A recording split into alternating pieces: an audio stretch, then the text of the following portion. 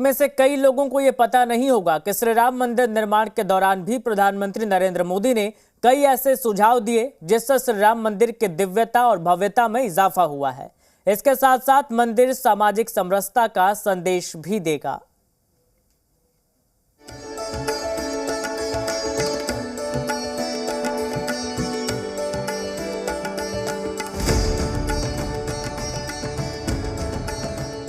नब्बे के दशक में मंदिर निर्माण के बाद ही रामलला के दर्शन की शपथ लेने वाले प्रधानमंत्री मोदी 3 दशकों की प्रतीक्षा के बाद जब अयोध्या में रामलला के दर्शन के लिए पहुंचे तो भव्य श्री राम मंदिर के निर्माण के लिए भूमि पूजन किया। उस वक्त राम मंदिर निर्माण को लेकर उनके मन में कई योजनाएं थीं जो अब मूर्त रूप लेती दिखाई दे रही हैं।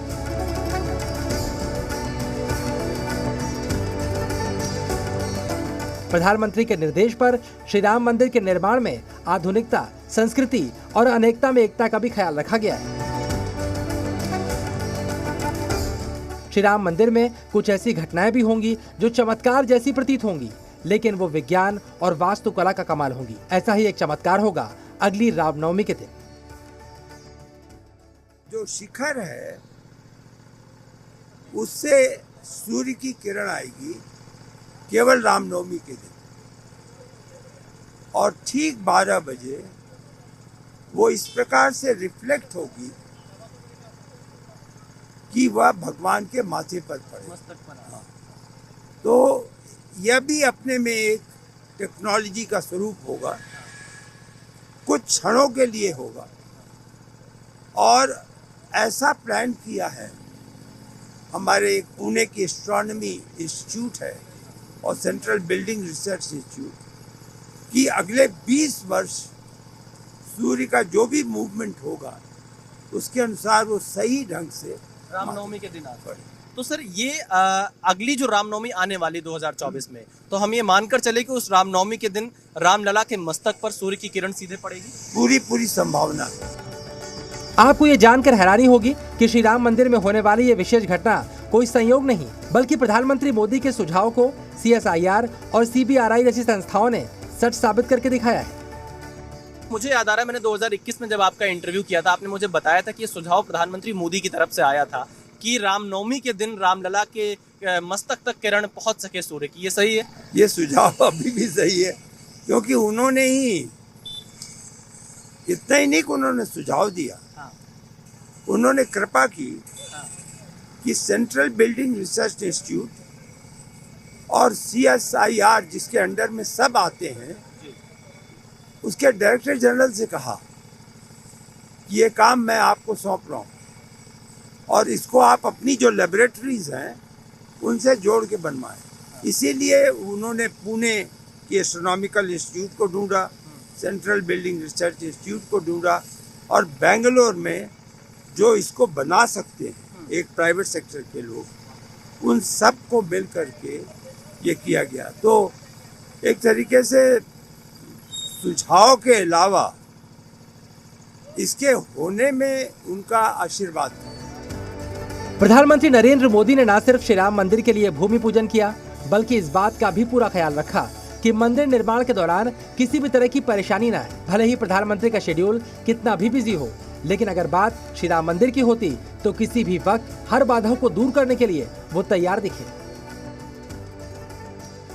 और क्या सुझाव राम मंदिर के लिए प्रधानमंत्री की तरफ से आए, और इस दौरान आपसे मतलब कितना फ्रिक्वेंटली वो बातचीत करते थे मंदिर के निर्माण के लिए? देखिए, फ्रीक्वेंसी बहुत ज्यादा नहीं थी। हाँ। कुछ माह के अंतरकाल के बाद वो प्रगति जानना चाहते थे। हाँ। तो प्रगति से उन्हें अवगत कराया गया, लेकिन कुछ चीजें वो अवश्य उत्सुक थे कि उसकी जानकारी उन्हें मिले।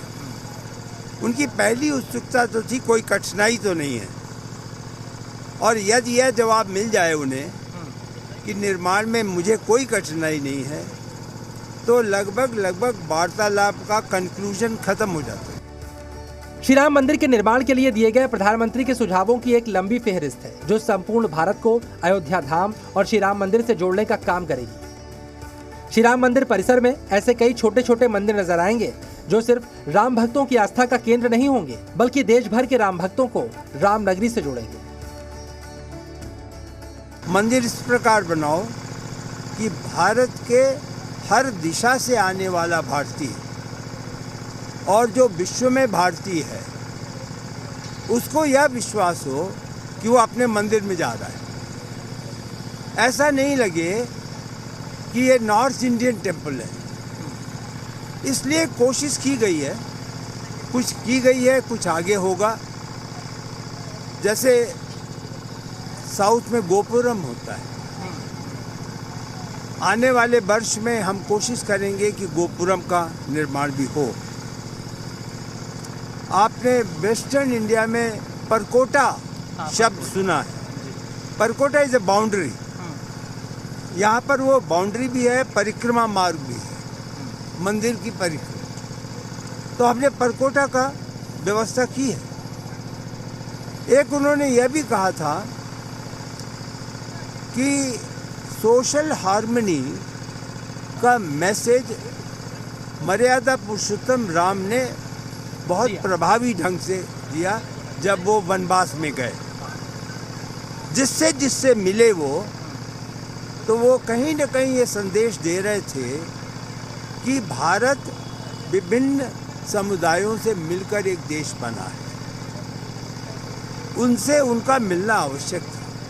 तो उन्होंने कहा कि मंदिर में कुछ अन्य मंदिर भी अलग अलग बनाओ, एक साथ ही मत बना देना।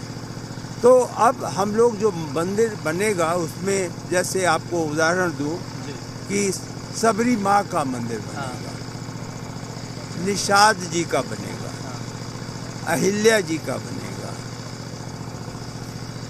महर्षि वाल्मीकि का बनेगा। इस प्रकार के 7 चुने हुए महानुभाव जो भगवान के संपर्क में आए, उनका मंदिर भी बनेगा। तो ये सुझाव प्रधानमंत्री का रहा। जी हाँ, ये उनका।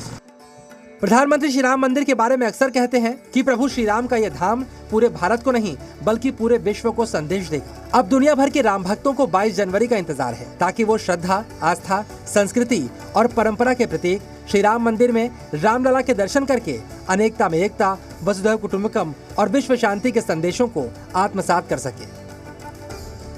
विशाल पांडे, जी मीडिया, अयोध्या।